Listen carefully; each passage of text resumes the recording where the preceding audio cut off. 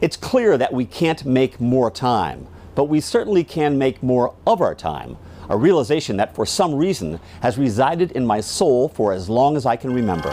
This is how it began, on a sidewalk in Hubbard Woods, Illinois. That's me in the front on the right, making my first appearance in a home movie. The time was right. America in the 1950s was full of kids and first-time filmmakers like my dad and mom. Regular folk who now had access to a new wave of inexpensive, easy-to-operate 8mm movie cameras. No sound, no experience necessary. Obviously. Each roll of film recorded about 3.5 minutes of action.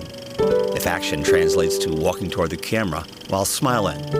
That was the go-to on-camera move of the era, for the simple reason that most movie camera-toting people of that era were totally in the dark, often very dark, when it came down to the question of what to shoot and how to shoot it.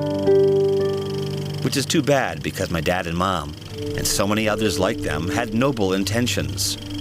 They were trying to do what humans have always tried to do, either with photography, or painting, or sculpture, or charcoal drawings on a cave wall, and that is, to capture a moment, to grab and hold on to a few precious seconds of a life that can't be contained.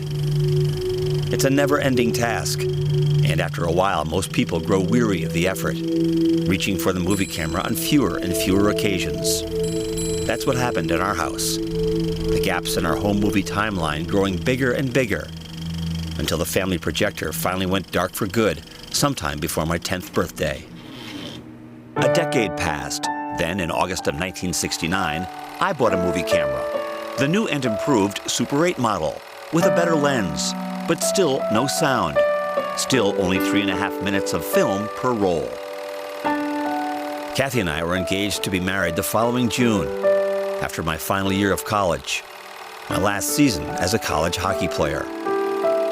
The Vietnam War was dragging on, while society was moving on, shedding traditions and customs in a style and manner never before seen in America. Life was changing rapidly, and I was in the middle of it all, focusing my camera on moments big and small, fighting my battle with time, and learning along the way that the payoff didn't come when the film was developed.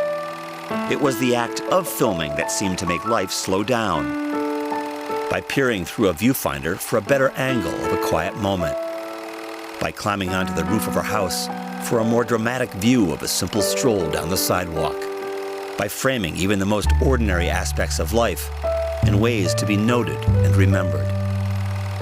Once that realization kicked in, I knew that my grip on the movie camera would never loosen, and that my only chance of making any kind of impact in life was tied to those bits and pieces of life that tie all of us together.